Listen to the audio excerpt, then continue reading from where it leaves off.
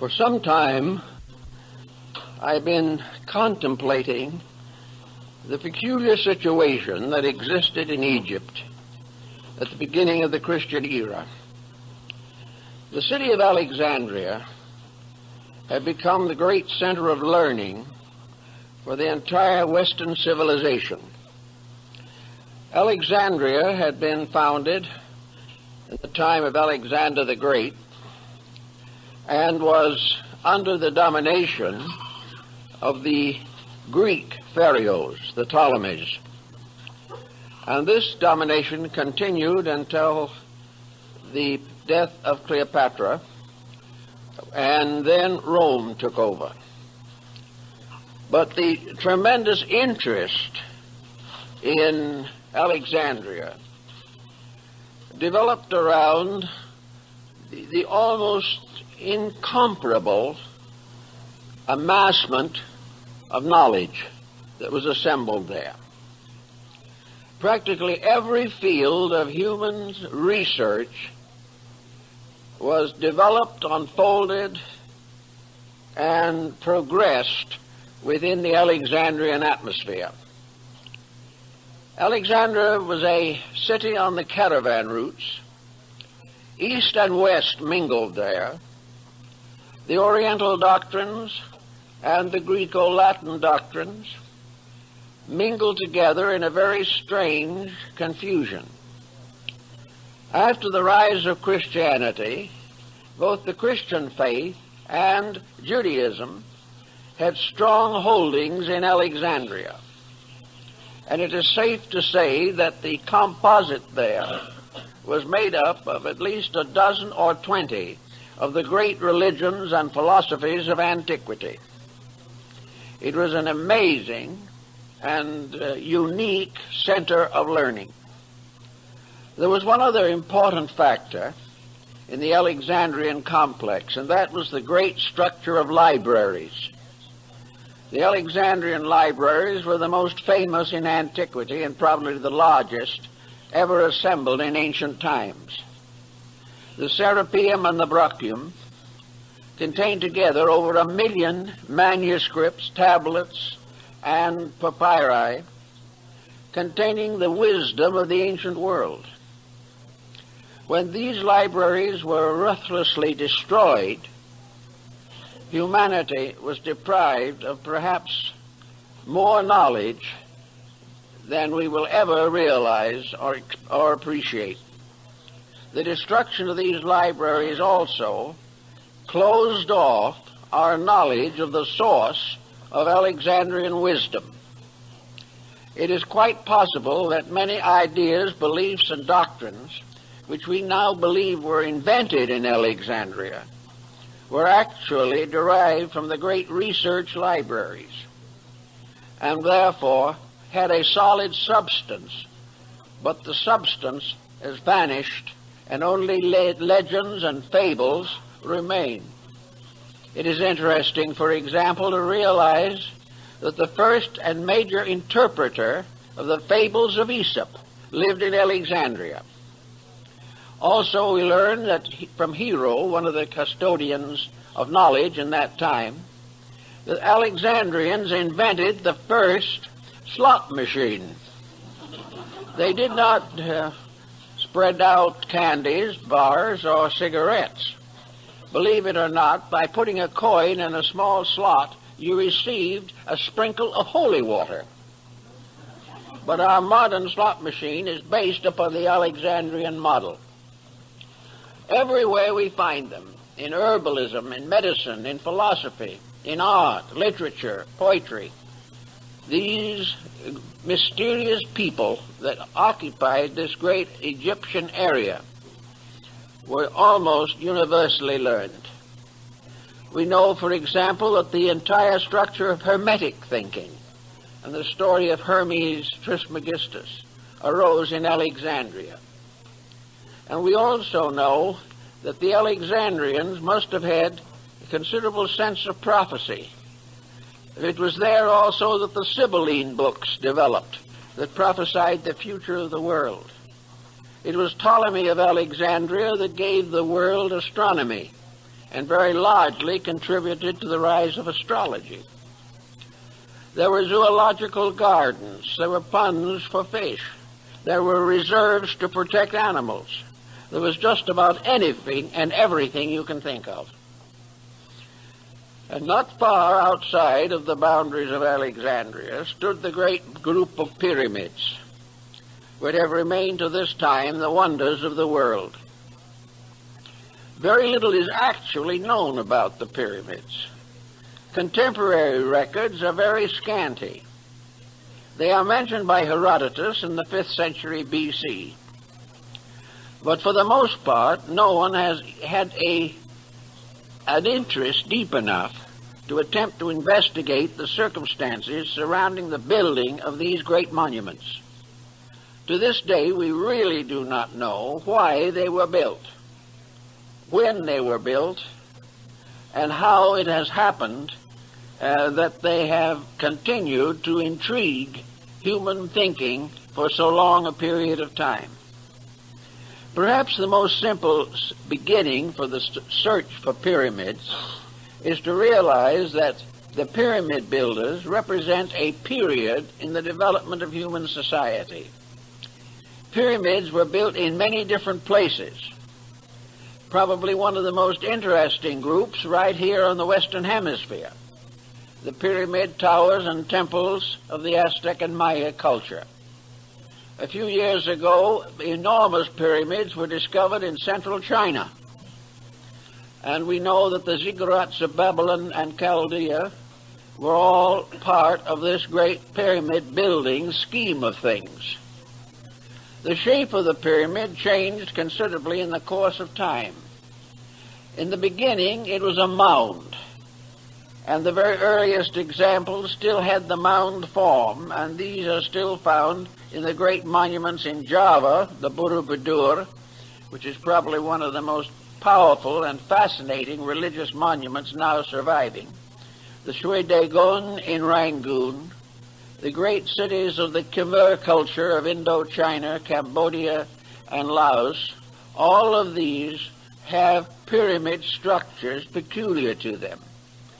Pyramids appear, foreshortened or otherwise, also in graphic art. And among the mandalas of Tibet, Mongolia, Bhutan, Korea, China, and Japan, the pyramid design occurs frequently and represents a basis of a great meditation picture. This has led some scholars to assume that the pyramids were meditation symbols, that they were created for the purpose of reminding the individual that there was a mysterious reality underlying all the temporal and changeable patterns of mankind. In the Asclepian dialogue, Hermes describes the fact that in a sense these buildings were memorials to the divine power. They bore witness to those times and those thoughts when the gods walked with men. They became part of a traditional heritage. And if we study Neoplatonism, we will come to the conclusion that the gods who walked with men were actually the gods in men, that it was a divine level of insight which resulted in the great architectural feedback which we know as the pyramids. Actually, the circumstances around them challenge our imagination. We know that whoever built the Great Pyramid of Giza was well acquainted with astronomy, that he had a very complete knowledge of the solar system and all of the wonders of the cosmic plan as revealed through the bodies and objects moving in the heavens. He knew the distances between the Earth and the other planets of the solar system. He knew the precession of the equinoxes. He realized the importance of the star groups. He already knew the decans and dodecanates of the zodiac. These things just do not fit into the general concept that we have of the state of the world when the pyramid was presumed to have been built. The only possible answer is, on this level, that at the time the pyramid builders labored, they had a knowledge among themselves that had not been distributed to the people. Even the rulers did not possess this knowledge. And that there was a cult or sect of architects and artificers, the builders of monuments, who knew the proportions and mathematics and had deeply imbibed from the wisdom of Pythagoras and Euclid. But even this isn't a complete explanation, for it is almost impossible to determine how this tremendous job was done. The idea that we have is far too trite. They thought that perhaps they were simply built as a result of slave labor in Egypt will not hold water. It is simply not sufficient. The amount of work that is involved in those monuments simply transcends imagination. Also, they require a skill and a group of instrumental aids, which we do not believe that antiquity possessed. So a great many persons long ago in Alexandria, and more recently right here now, have fallen back upon this supernatural hypothesis. When we can't imagine how a thing was done, we begin to believe that it must have been done by magic or some supernatural power or force. The Chinese have long believed that their Great Wall was built by the gods. They did not believe that any human being could build it. And it is only natural when we come into the presence of something that transcends our own abilities that we begin to wonder whether some strange esoteric means was involved, as in the case of the statues on Easter Island and many other such unsolved mysteries of antiquity. To fall back upon this supernatural theory is comforting to a degree, but it can lead us into serious complications, because we know that the Egyptians and other nations of that period were esotericists. We know that they had a knowledge of natural law far ahead of their time, and they had a responsibility for the use of natural law far ahead of our time. These people had a deep appreciation for the immensity and integrity of the universal plan. They had already discovered thousands of years ago that you cannot break natural law without suffering. They had never developed that strange type of egotism which impels us often to assume that God is depending upon us to take care of his purposes and plans. They did not think this. They realized or believed that they were the servants of an infinite reality. Now, in the development of Neo-Alexandrian mysticism, we have an interesting point that is brought out by Plotinus and Proclus, namely that mysticism, which is an internalization of faculties and which releases certain esoteric forces within the person, very often, in fact almost always, also gives rise to a less fortunate situation, and that is psychic phenomena. The mystic is more inclined than anyone else to believe in the psychic factors of life. And because these are inconstant, and because most of them arise within the imagination of individuals, psychism leads to difficulties, even while mysticism leads to spiritual attainment. They are not the same thing. The pyramid, as it stands today, is, of course, the largest and most important of several groups of similar buildings scattered around through Egypt and other parts of North Africa. For all intent and purposes, we are told that at the year 820 A.D., the Caliph al-Ma'mun of Baghdad brought a large number of workmen to Egypt to explore the Great Pyramid. The reason he did this was because there was a legend to the effect that the pyramid had been built by mysterious giants called the Shaddai, and that they had buried within the pyramid a great treasure. and had guarded it with demons and monsters and all kinds of supernatural forces. Al-Mamun wanted to study this for himself, and he also was very anxious to get hold of that treasure, which was presumably somewhere within the pyramid. In order to gain his end, this son of the faithful brought with him workmen from Baghdad. These workmen were good Muslims and were also honest and faithful servants of the Caliph. But likewise, they had been induced to hope that were the treasure found, they would benefit also. In fact, they had been assured that such would be the case. And one day, in the early 9th century, the Caliph Al-Mamun stood at the face and base of the Great Pyramid. It was one shining surface. All of the capping stones were in place. There was no mark or opening anywhere on any of the four sides. It was so perfectly covered that it reflected the sun like a mirror on all of the sides of the south, east, and west, glistened and gleamed with the light of the sun, and only the north side was silent and dark. Mamun was completely overwhelmed by this structure, over 400 feet in height.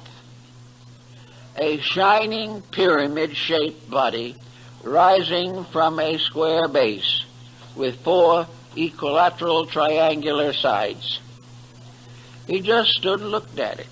But the important thing for us, I think, to remember is that at that time, all of the surfacing stones were in place. The pyramid did not consist of a series of steps of blocks. Everything was smooth. Each level had been cased and surfaced with properly cut stones, so perfectly trued that it was not possible to insert a knife blade in the space between them. It is also believed that much of this work was done without any cement, because the fittings of the stones were so perfect. Sometime between about the 9th century and now, all these casing stones have disappeared except 6. There are 6 stones left to remind us of what was originally the entire facing of the building. These stones are huge, weigh hundreds, maybe thousands of pounds, and they are still in place, but that's all there is of them. All the rest have gone. Now, we are told that they probably were used to build various structures in the city of Cairo, that they were used to create palaces and mosques for the Muslims, and that little by little the Great Pyramid was turned into a quarry to be the source of base materials for building purposes. This answers one question, however, that we have to consider. There are some marks on the sides of the pyramid, considerable distance from the ground, which have been believed to mark water erosion, and the idea that the pyramid was at some time or other submerged, up at least 2/3 of the way. If Mamun's statements can be believed, this is not possible. Also, it is more likely that these markings, these marks that look like water erosions, are actually sand erosions that were the result of sand blowing against the walls after the capping stones and facing stones had been removed. So the probabilities of the so-called antediluvian date remains speculative. We do not know. One thing is probably inevitable, that whoever built the pyramid had a very great knowledge and presumably was wiser than most of the peoples in the world today. We know, when I was in Egypt, I talked to a French architect who was standing alongside me at the foot of the Great Pyramid.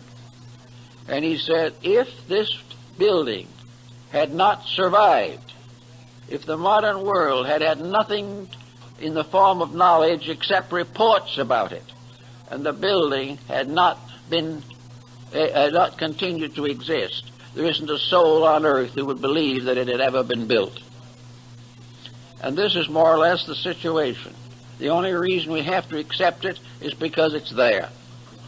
And the more we study it, the less we know about it. Now, the modern researchers have found in the pressure spaces above the king's chamber some markings which are assumed to be part of the inscription of the Pharaoh Cheops, that this cartouche of Cheops. But when you see the cartouche photographed, it's hard to get to look at the actual one. The condition is so dim and so faint that there may be very grave doubt as to whether Cheops had anything to do with it at all. In the first place, a proud pharaoh, wishing to mark a building as a proof of his own skills, would not have placed those inscriptions in a position where they could never be read, never could be seen, and in the process of completing the building were most of them mutilated or completely obliterated. Therefore, it is not at all likely that the proud pharaoh put something in those chambers that could not be found for thousands of years, and then only by accident. Most of the Egyptian monuments are clearly marked with the cartouches of their originators. Some of them also have taken off an earlier cartouche and put their own in its place, the cartouche being an oval lozenge containing the name of the pharaoh. So the Cheops theory is pretty weak, although it is still clung to for lack of a better one. And I think the real thing we have to go into in studying this is to find out, if we can, what the actual meaning of the building is, why it was put where it is, why other buildings and the Sphinx are in the same and particular relationship to each other. Some of the more thoughtful progressives have come to the possible conclusion that the Great Pyramid was part of a great calendar system, that by means of it, it was possible to calculate most of the important phenomena of astronomy. The ancients did not have telescopes as we know them, but they did have ways of calculating mathematically the various positions of planets and the precession of the equinoxes. And it's been suggested that the Great Pyramid and its immediate surrounding structures was a tremendous calendar structure, perhaps the oldest known to man. This is not unreasonable if we think about it. We know that one of the pyramids in Yucatan, in Chichen Itza, was an observatory, the parts of which still remain and we know that it was an observatory. There are also other indications. The great ziggurats of Babylonia and Chaldea were towers for stargazing.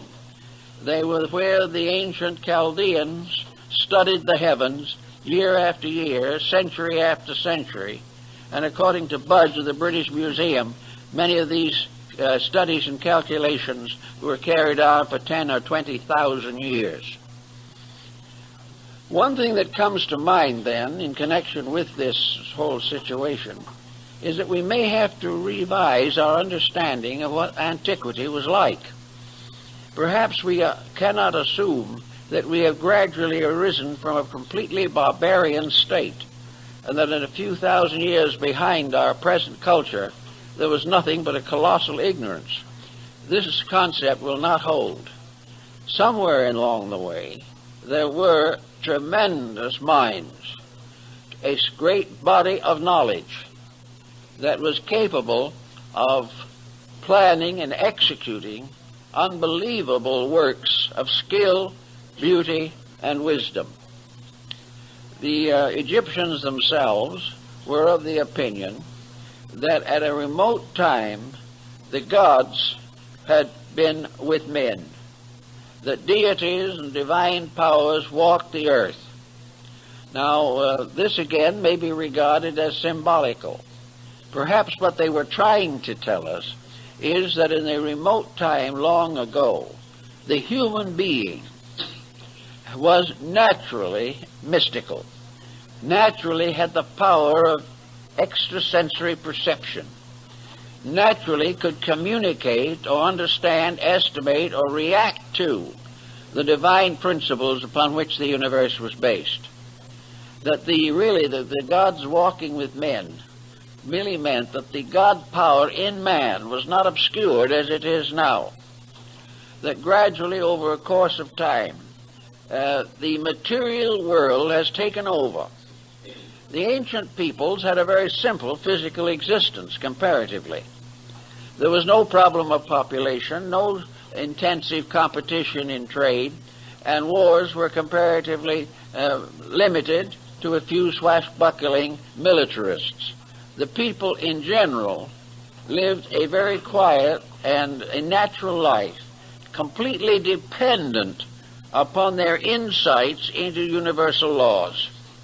Just as the American Indian, without any assistance from the outside, not only developed a profound mysticism, but evolved from within himself practically every law, rule, and principle necessary to the government of his affairs. The Great League of the Iroquois was probably one of the most important movements of international peace that the world ever knew, and yet it was developed and perfected by Indians sitting under trees, wrapped in skins of animals and with feathers in their hair. And yet these people, intuitively and internally, had a tremendous depth of insight. This depth of insight has been lost as the result of the individual being subjected to continual external conditioning. He is taught from childhood not to think for himself, not to search within himself for the answers to his problems, but to read them out of books and have them conferred upon him by physical educational processes. As a result of that, he has lost the power of direct contact with realities. His new philosophy, if you could call it such, is built entirely upon the opinions of his contemporaries and the interpretations by these contemporaries of earlier documents and beliefs.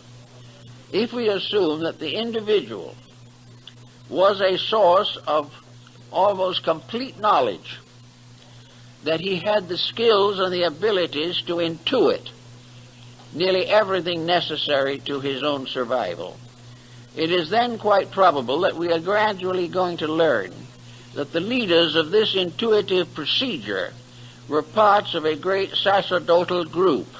You might be willing to call them the mysterious sages, the wise men of ancient times, the first ones of the earth who knew, and the giants of mind and thought who were upon the earth in those days.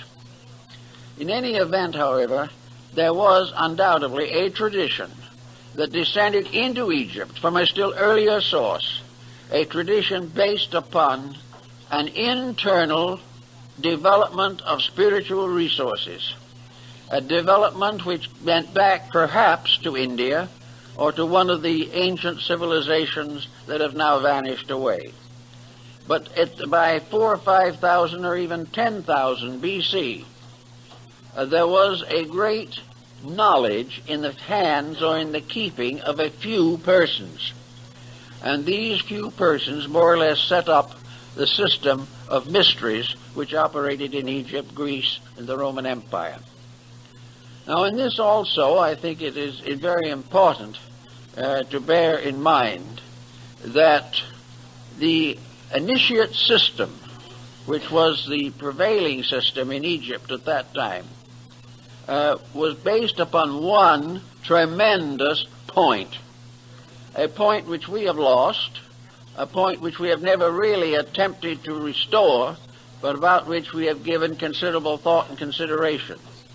The purposes of the mysteries, according to such initiates as Plotinus, Proclus, Iamblichus, Ammonius Saccas, and others, was very simple, that the individual should learn factually, truly, beyond question, beyond doubt, through personal experience that death is an illusion, that immortality is the summit of man's problem, that the ancients not only believed in it, but kept this belief in secret, but developed a science by means of which they could communicate the fact and example and circumstance of death directly to another person. In other words, the initiates of the mysteries, according to the old concepts, were persons who had lived, died, and been born again in this world.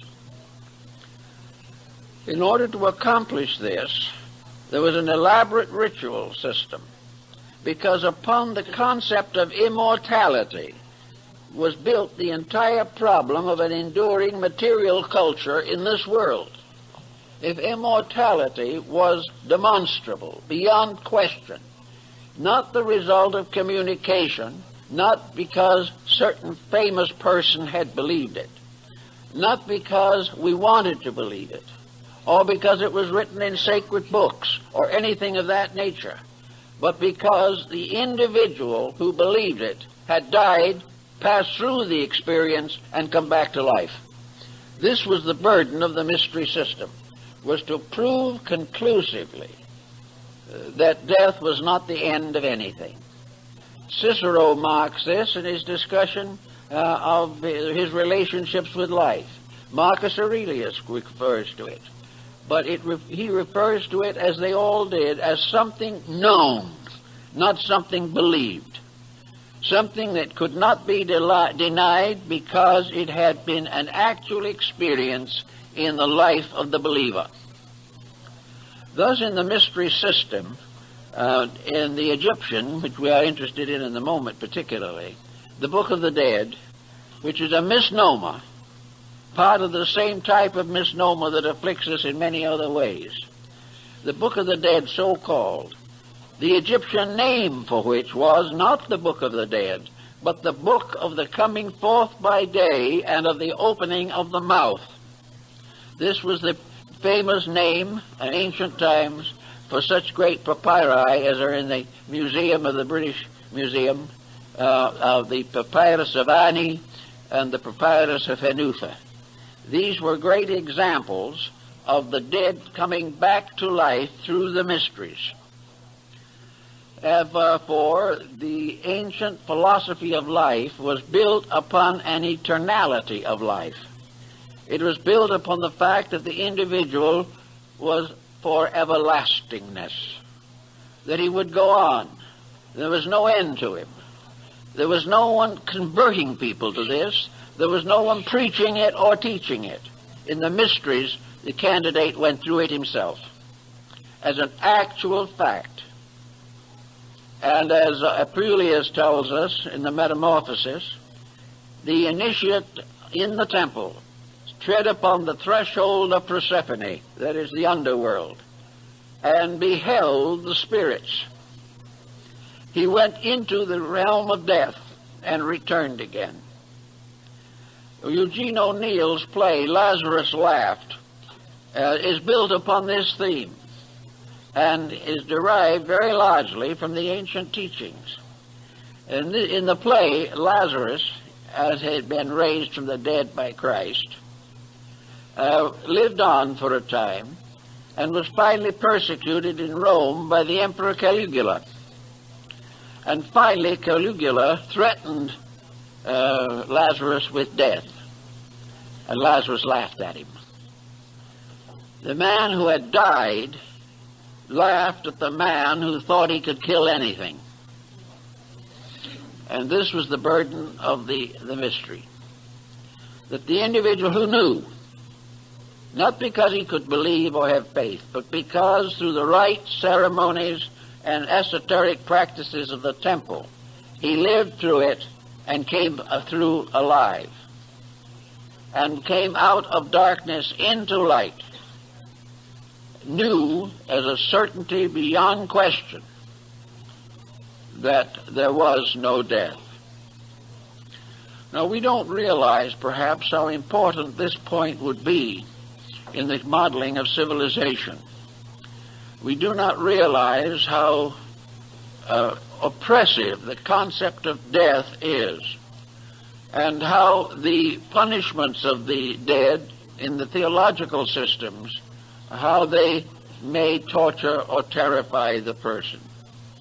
The main point was to establish the reality of survival and its associate belief, the consciousness or concept of rebirth. Rebirth was simply immortality, spaced out. It was a part of the everlasting, ever-livingness of everything that exists. The ancients, therefore, had very little fear of death, and something of the form of a mystical experience of this probably influenced the Christian martyrs in the Circus Maximus in Rome, when they died for their faith. There was something about it all that transformed a life of fear into a life of certainty. It also removed the dynamic importance of material existence and represented it in this world as merely the antechamber to eternity itself. Now, Hermes and several of the others, and people of the Alexandrian period, like to consider the Great Pyramid as the tomb of Hermes. It is so referred to by the Neoplatonic Alexandrian mystics, who had quite a good insight into this particular problem. It was not a tomb for a dead pharaoh. It was a symbol of the gateway to the other world and the way to return to it again. This initiation rite was undoubtedly sustained by the use of esoteric skills and powers that we know very little about at the present time. But it was believed that it was the tomb of wisdom, the house of the hidden places, the mysterious structure, which in a sense was a monument to eternity, standing upon the earth, pointing upward with a continuing point, so that everything below verged toward the top. And it was like a finger reaching up into immortality. The word pyramid itself is derived from pyr, meaning fire. Therefore, the building was flame-shaped. And in the times when the stones were all in place, it glistened like a glowing flame with its mysterious point upward. Also, it was a marker. In the Bible, it is probably the monument that was set up in Egypt, according to the Old Testament. In any event, the Neoplatonists and those of that period thought of it, likened it to a house of the second birth, the house where the individual who was born first into this world learned the mystery of it. And I believe it was Porphyry, may have been Plotinus, who said on one occasion that in human life, birth physically was the human being coming out of the womb into a body, and that this body itself became the womb of the second birth.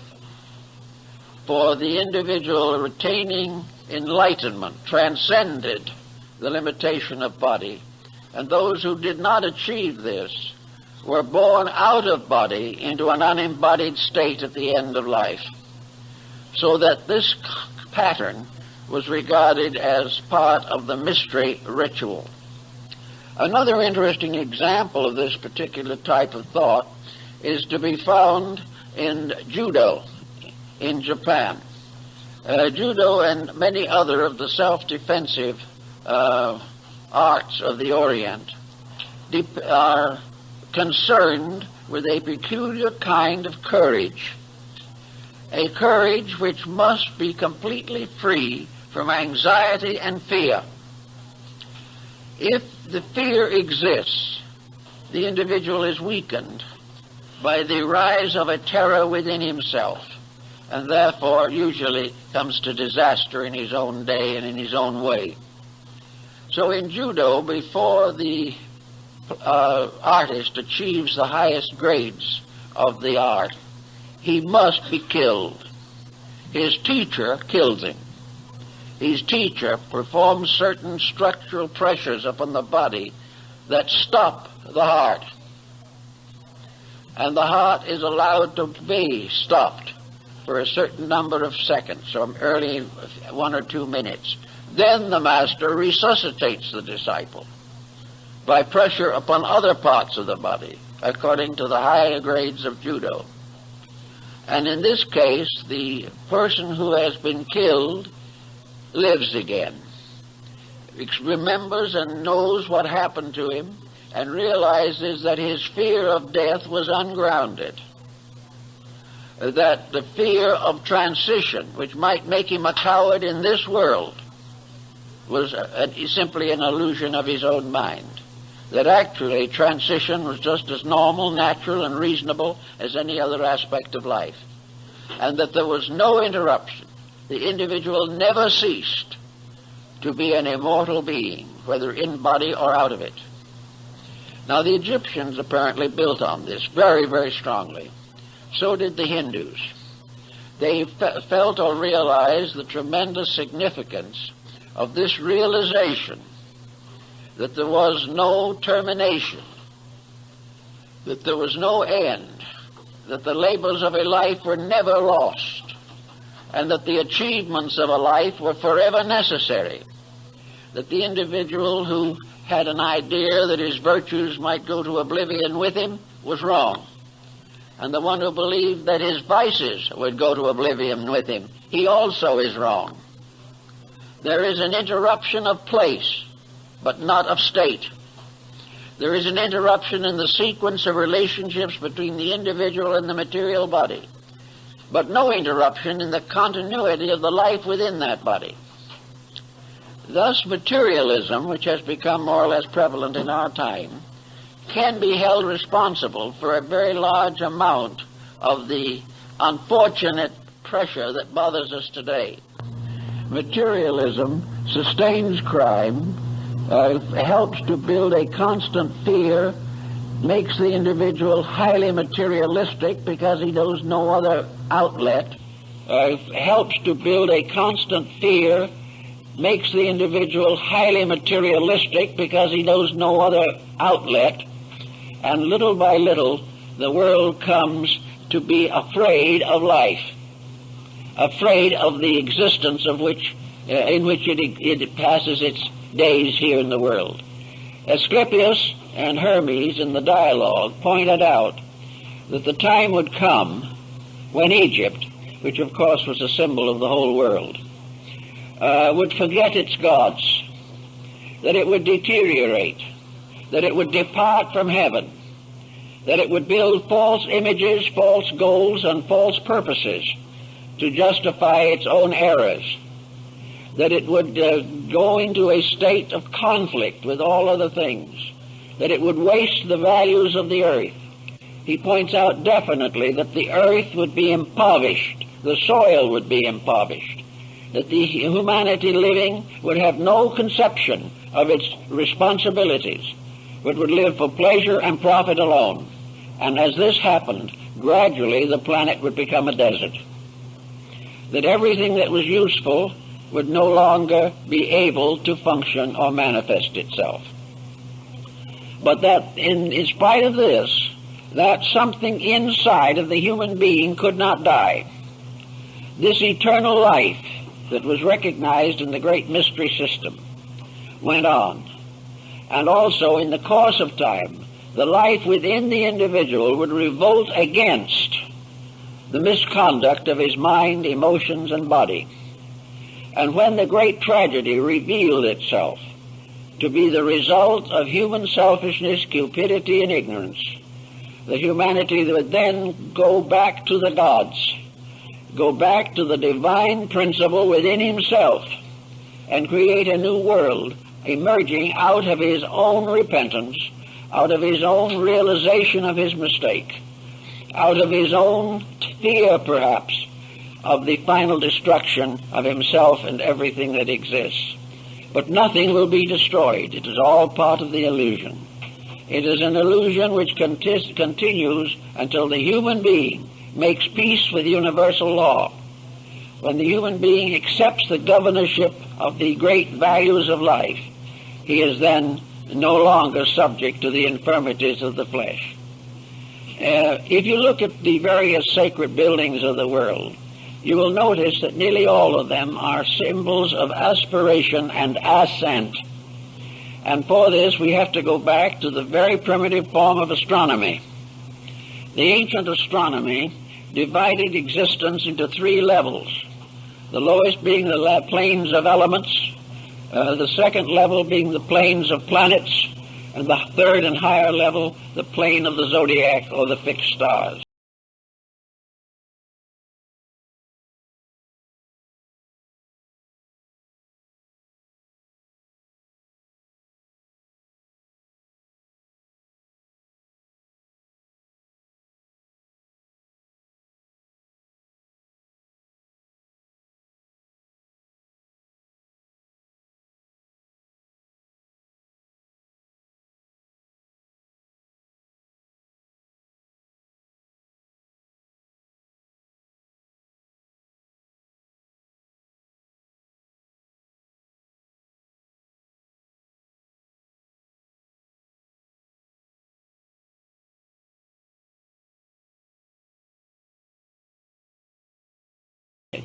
Which incidentally could be a tomb, because it would then become a witness to the fact that the being in the tomb was not really dead. The tomb became then a symbol of belief in the resurrection. It was a monument to prove that it was over the body only, and that the soul, mind, and spirit had ascended into a better world. This ascent was represented in India by the use of a cube and a pyramid. The pyramid was placed on the cube to represent the union of the material quaternary and the spiritual triad. It was an ascending problem. All through the present Buddhist world, graves are in the form of little stupas or pagodas with 5 levels to represent the ascent of life. And the headstone became a ladder to lead to the higher worlds and to bear witness to the fact that the person buried there knew his own immortality and would go on to freedom and liberation.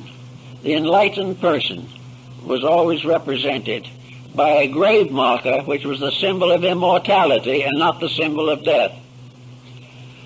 In Cambodia and in many buildings, this particular concept was created by means of a cube and a sphere. And spheres were also placed in the Great Pyramid and have been found there. Small articles to represent levels or planes, to level truly the levels of stones. A small sphere was placed upon them. If it did not roll off, the stones were true. This sphere became a dome rising from a quaternary. And this dome itself became the symbol, as far as we are concerned, of the invisible causal nature which surmounts and overwhelms and dominates the material body. Therefore, a building with a dome is a symbol of the recognition of the power of the divine over the natural life of the individual. The body below was a cube, square, or a building of cubical structure. The dome was the symbol of the overshadowing of divinity. The overshadowing, the recognition that heaven moves like a great dome forever over the surface of the earth. The earth was the cube, the dome was the heaven moving above it.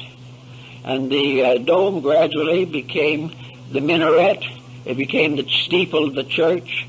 It became the dome of the Capitol building in Washington, the dome of the Vatican, and mysterious domes on the Muslim mosques, and the mysterious pyramid forms that we find in some Protestant churches, as in the case of the Westminster Abbey, which has the pyramid over the central entrance. All of these together represent the survival of a language that had to do with the human realization of his own nature. The pyramid stood upon the earth. It represented a flame ascending. It was a radiant structure that had been built in ancient times, but it was always pointing upward. It was always impelling the individual to follow an ascending line and look up to the stars. At various seasons of the year, by looking up, the beholder gazed upon the constellations, the figures, and the mysterious language written upon the wall of heaven. Gatherel, who was the secretary of Cardinal Richelieu, wrote a book in which he showed that the star groups were in the form of consonant letters of the Chaldaic alphabet that later became the ancient Hebrew. These constellational patterns were consonants. The planets moving through them were vowels. And by studying this proposition, the handwriting on the wall of heaven could be read. It's an interesting theory and has been given some attention, but not too much in recent times. But we have the great dome of heaven moving upon the earth. We also have the pyramid as the house of a mysterious elevation, the four square of the base from which rises the pyramidal form, consisting of 4 triangles, each with 3 sides, which make 12 lines or 12 angles, which represent the zodiac. The building was oriented to the 11th decimal point and was probably perfect at one time, but there is damage to one wall of it as a result of an earthquake. I never was quite strong enough and physical enough to climb the outside of the pyramid. Very few people are. It is really an arduous job. You have to have about 4 daggermen or natives to help you. 2 would go in front, scrambled up one of the blocks, which is about 4 feet, and pull. The other 2 are behind and push, and you are gradually elevated level by level over the hundreds of levels that lead to the top. This is a little too much for the average person, especially in the desert where the temperature is apt to be well over 100. But I did go through all of the interior rooms, the King's Chamber and the Queen's Chamber, and as far as we could get in the grand passageways leading downward. One thing was very evident, and has been discovered, and that is that the inside of the pyramid, the temperature, is the mean temperature of the earth. For the average person, it is colder than Christmas. It is a constant chill, and it is a dead chill. There is no modifying circumstance. And many persons who come out of the pyramid into the heat of the sun have very serious colds and occasionally pneumonia. But this peculiar deadness inside was probably put there or achieved for a purpose. It was probably in this deadness that the transcendent or suspension of life in the ceremony of the coming forth by day was performed. The individual was in the tomb. He was attended by the priests. He was dead. And like the prodigal son, whose father said, "My son was dead, but he is alive again," humanity was the prodigal son. There were 2 ways of growing in this world. One was to grow slowly by cause and effect and by the labors of living. The world itself became a great temple in which initiation took place over a period of hundreds of lives. But to the ancients there was a wise man's way. And this wise man's way was to pass through, by conscious intent and by purification, the mystery of the whole cycle in one embodiment. Now, one might say this would be the simple way. And I know a lot of metaphysicians at the present time who can hardly wait for that one embodiment that's going to do it all. But most of them have forgotten something. Namely, that this one embodiment means that everything accomplished in hundreds of lives must be accomplished in that one embodiment. It's not just a shortcut.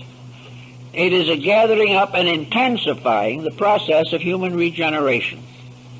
It means that the person must attain to a state by discipline, by dedication, and in accordance with universal law that qualifies him to receive this very important ritual. And after he has received the ritual, after he has had the experience, he is not released from responsibility, but brought into the presence of a greater responsibility. Having become, as Apuleius points out, a citizen of two worlds, the individual must act accordingly. He also learns from certain experiences along the way what he can't do and what he can do. He learns, for example, that if he is interested in primarily in his own security, he has already failed. It is not a case of where he is doing this to become nobler, more enlightened, more successful than other people. He is doing it for one purpose only, that he can be a better servant of the infinite. The ritual produces dedicated disciples of wisdom, not satisfied people who sit back and try to nurse their own intelligence. It is a case in which every step carries with it a heavy burden of duty, and that the final achievement requires the complete abnegation of personal self-interest, a complete overcoming of the problems of egoism and egotism. Otherwise, all is lost. Furthermore, there can be no backsliding, because the individual must reach a state of certainty before this enlightenment is given that makes it utterly and completely impossible to backslide. He cannot get it and then fail and turn from it. If he turns from it, it means he never had it. If he fails, he fails himself. He cannot fail the infinite. So that the rituals of the initiations of those times were very, very severe. There is an account that Thomas Taylor is said to have found in the records of the British Museum, although no proof is available of it. It is interesting, at least. Namely, that Plato was initiated in the Great Pyramid. And it was there that he received his own final enlightenment. But this presents another problem. If he was initiated in the Great Pyramid in the 4th century B.C., how did he get in? All those capstones were in place. Everything was closed. The answer would appear to be that there must be other entrances. There must be some other way of getting into the building.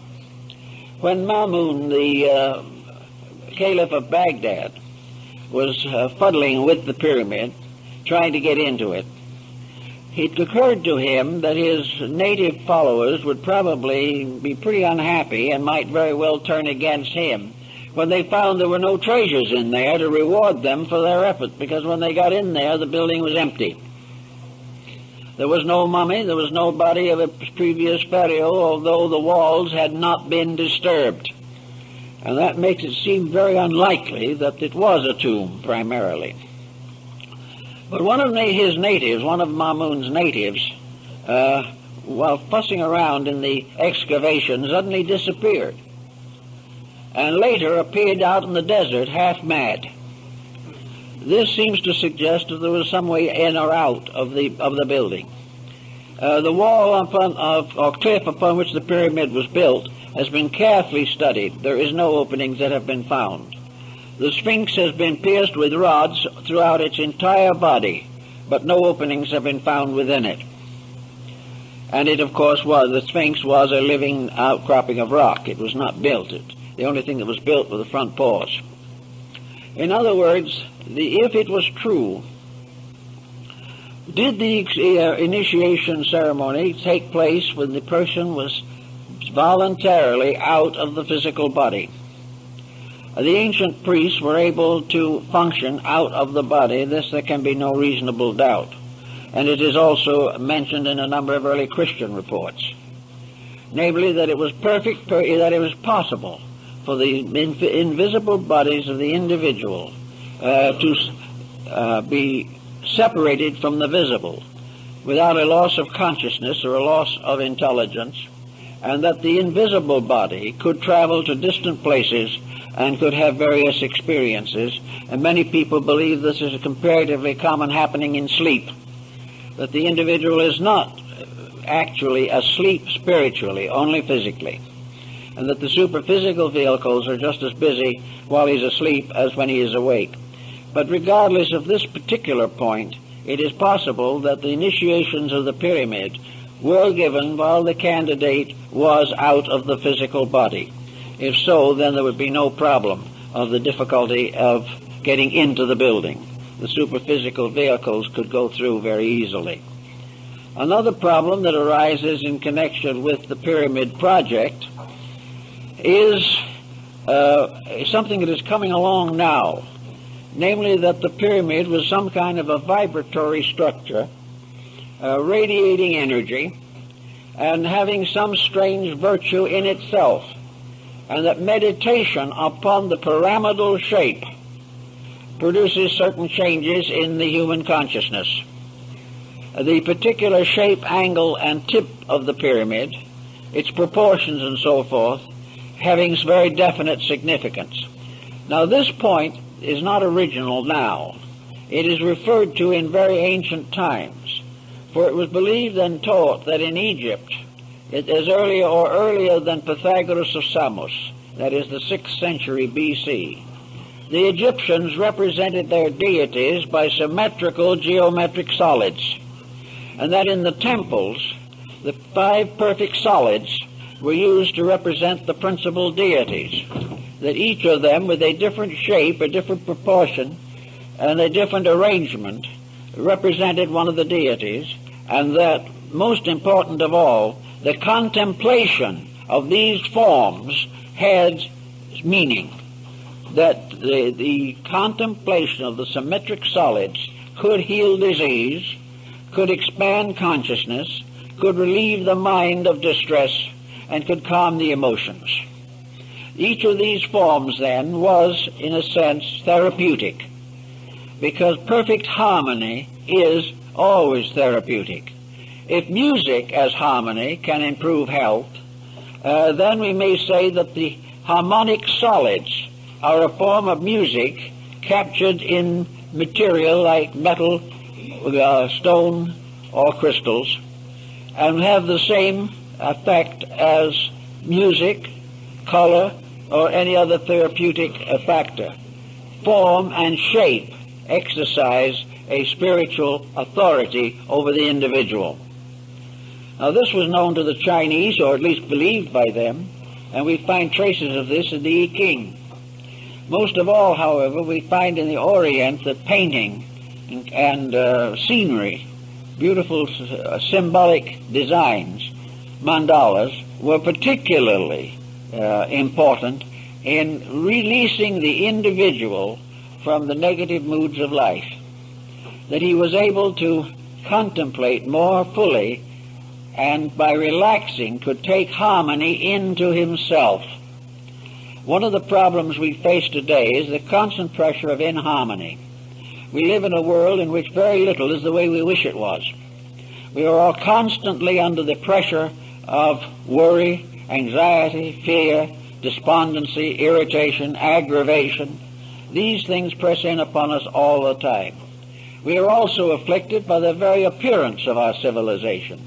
There is nothing more depressing than the average city, and there are very few things much more depressing than the average house, because people simply have not the insight or the understanding to build structures suitable to the release of their own consciousness. The individual concerned only with physical comfort may live in an environment which makes his spiritual nature completely uncomfortable. Also, public buildings now no longer have their foundation in the Dionysian artificers of old, who built buildings according to the laws of the gods and the geometry of nature. Today we build them largely to look like blocks of ice, because that is the cheapest way to put them together. They cost millions as it is, but they have nothing. There is no warmth, there is no real beauty, But finally, the average individual tries to put his own concept of beauty into them and looks at one of these atrocities and says it's wonderful. Simply because he has become accustomed to something that was not right, until he finally accepts deformity as normalcy. This type of thing the ancients didn't believe in. And probably the most perfect structure that antiquity knew was the pyramid. The pyramid had several advantages. First of all, it was simple. It had no details. It had no structural peculiarities that would distort or clutter up the fine mathematical proportion. It was a perfect example of geometry. It was in all its parts balanced, orderly, methodical. It was exactly what it appeared to be, and it was in all ways suitable for the sacred purpose for which it was intended. So this type of building had the simplicity of an almost archetypal reality. What most people do not realize is that ultimately the universe is very simple. It is man who complicates it. The universe is a simple process unfolding in its own way and has always been a direct unfoldment of principles. Man, however, has confused the issue completely. He has distorted and rearranged things for his own pleasures with no consideration for their essential natures or the principles for which they were intended. Recently, in Java, in Indonesia, a restoration process has been used on the Great Pyramid at Jakarta, known now as the Borobudur.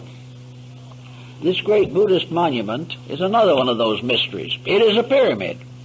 It is a perfect pyramid in a sense, but it represents a different philosophy of life. Therefore, it is presented with somewhat modified symbolism. Up to about 25, 30 years ago, this great monument, which is probably one of the largest religious structures on earth, was gradually fading away. The rock from which it was composed was weathering out of existence. The lack of adequate foundation was undermining its stability, and suddenly the world decided something should be done about it. So UNESCO started a program for the restoration of the Borobudur. And the job has been very, very well done at expense of many millions of dollars. But this great religious monument now stands as it was originally intended to stand. It is a pyramid that rises up through 7 levels, much like the ziggurat of Babylon and Chaldea. The upper or apex part of the pyramid of the Borobudur was a pagoda-like stupa or a reliquary with 2 rooms in it, which was empty. The restoration of it has never been able to find anything for that empty room. The building builds up to a symbol and then ceases. And this is the same thing that happens in the pyramid. The capstone of the pyramid is missing. The sacred relic that was supposed to be in the capstone or head of the Borobudur is also missing. So that all these things represent a certain unfinishedness. And it reminds us, perhaps, that in natural law and in the reactions within our own natures, everything that belongs to the material world is unfinished. Existence, mortal existence, is an unfinished business.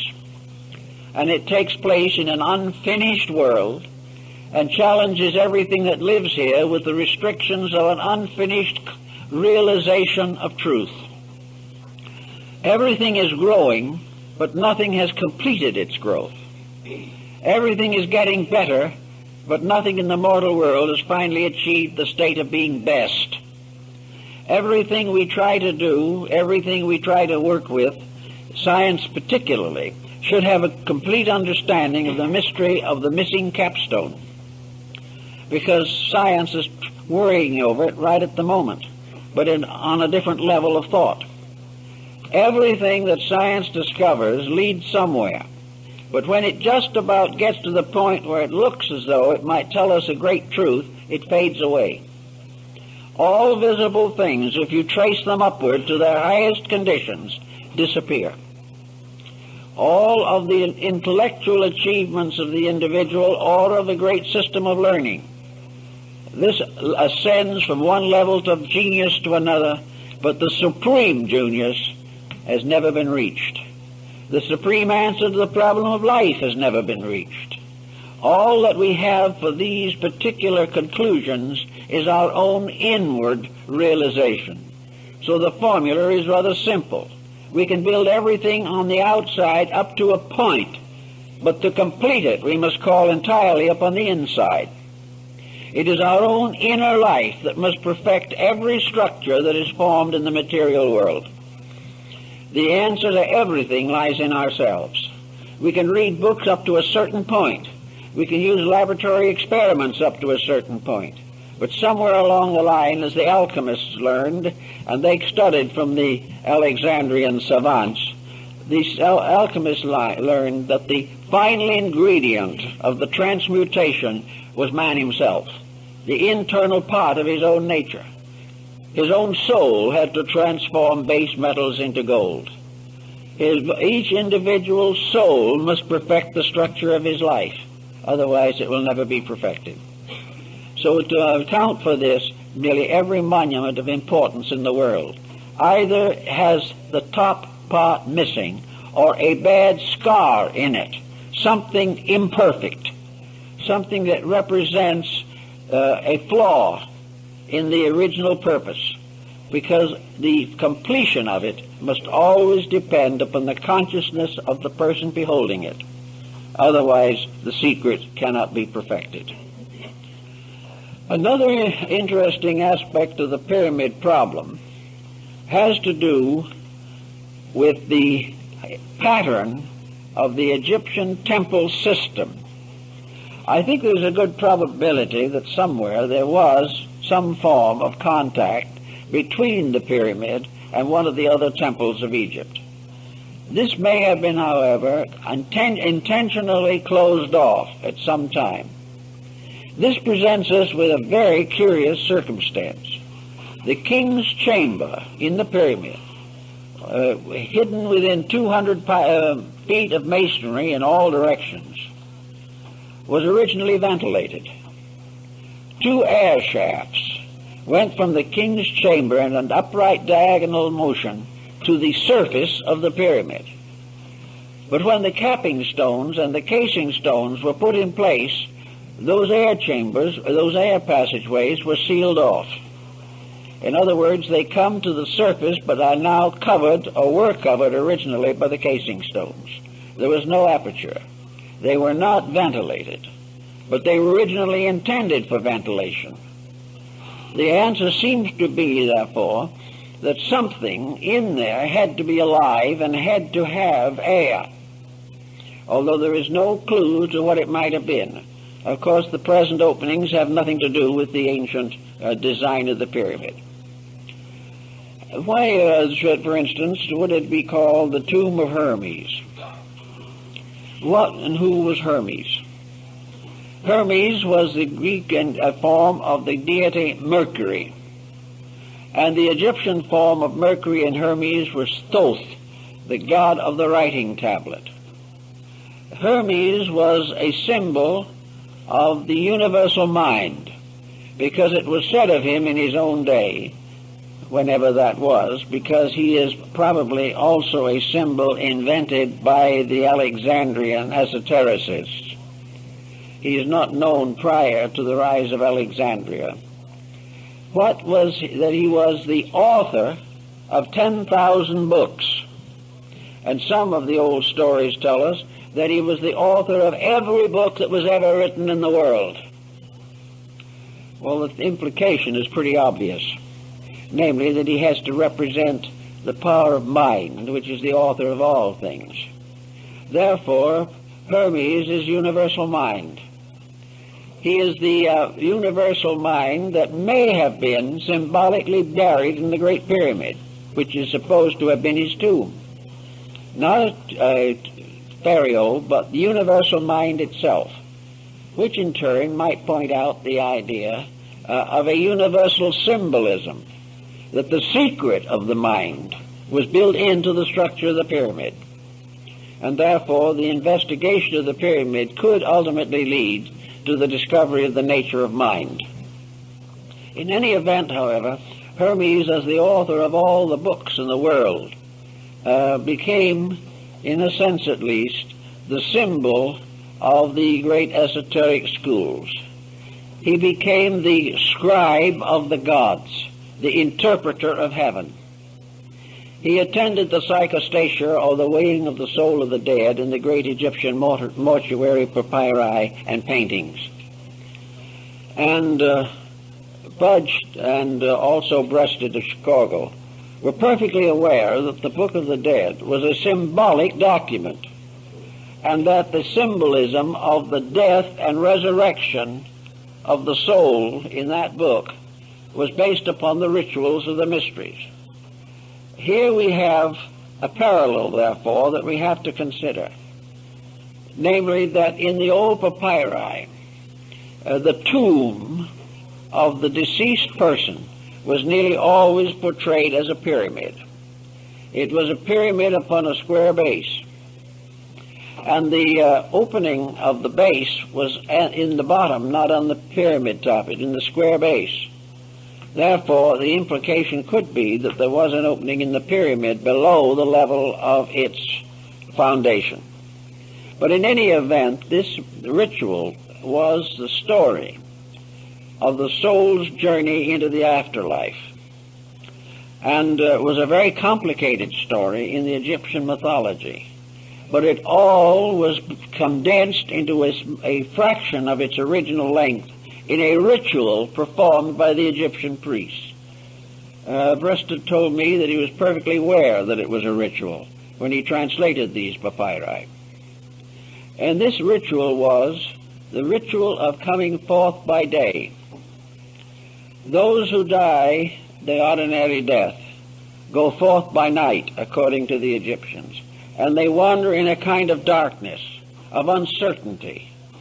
They wander through a universe that is benign, wonderful, loving, but like an infant, they have no memory or no conscious thought of where they're going. So those of that type who just simply die as they have lived, asleep as to reality, who have never improved themselves by any conscious effort, these are the little ones. They're not evil, they're not doomed for perdition. Their mistakes will not prevent them from growing. But they are still unable to come forth by day, which means they cannot come forth consciously. They cannot come forth lighted by their own inner light. So they are the ones who must wait, or must go to the Amentet. The Amentet, or Elysian fields, being the paradise of Egypt. The soul of the Egyptian who died went on into the other world and did what he did here. There is the story, of course, of the moneylender who died in Egypt in the old days. He was a good man. He was honest in his money lending. He never cheated anybody. He was very sincere, but he had no knowledge of anything but money lending. So when he died, they gave him a table and some small change and told him to keep right on going. So he kept on borrowing, and Monday, as a ghost, he lent money to spirits who did not exist except in himself, and received interest on them, and lived very happily, enjoying the life he was familiar with. And this he would continue to do until he was brought back into embodiment. And then gradually, little by little, he would outgrow it. But there was no force in it, there was no evil in it, there was nothing terrible that was going to happen to him. He was going to be very happy because he was a good man. Virtue rewards with happiness in the afterlife. It may not result in illumination, because the average person who passes on will not be happy with illumination. He will be happy only with the things that are familiar to him. The way of life he has always known is what will make him happy. But after the initiation rites have been performed, the individual comes forth by day. He realizes his place in the plan. He realizes what is next for him. He realizes that going into this larger life is an opportunity to correct all failings of his own thinking. They will come closer and closer to the eternal truths, which are the source of his ultimate union with deity. So by coming forth by day, he comes consciously into the afterlife, fully equipped to face its mysteries, fully equipped to adjust to its circumstances, and already able, at least dimly, to perceive the face of the great God that hides behind the veil. And in Egypt, I think the Egyptians believed that the Great Pyramid was the symbol of the state of consciousness, the state of the internal life of the individual, which in perfect mathematical order and harmony comes forth out of the body in the light and is led by the master of the secret house into the presence of the great gods, where he receives the Kroiksan Sata, the symbol of everlasting life. Everlasting life is not the fact that we live forever, for we do that whether we know it or not. But everlasting life is to know it, to realize it, to understand it, not to doubt or to fear. We have a life, as the Egyptians said, unto everlastingness. But only those who have retained a certain inward light know for certain that which others hope. And as one of the Roman philosophers said, wisdom brings knowledge to those who have hoped, and brings perfect understanding to those who have lived in a certain optimism, but not certain of that which is to come. But the mysteries may put the whole universe in order. They put the individual in order. They made everything as it was and as it should be. And the pyramid, according to the Egyptians, was a testimony set up under the directions of deities and their architects and artisans, so that all men might know that forever and ever the great light, the great good, and the flame of aspiration would burn in man. And if as long as it burns in man, it will burn in the world. But if it goes out in man, it goes out forever. So the wisdom of the ancients was to continually introduce and initiate the worthy into the real purpose of the plan, to help them to understand the great dignity of life, the great value and virtue of obedience to law, and that forever the pact between heaven and earth was sealed by the symbolism of the pyramid. This is what the Alexandrians worked out and thought about it, and I think it comes rather close to the facts of the matter. Well, I guess that's all for today.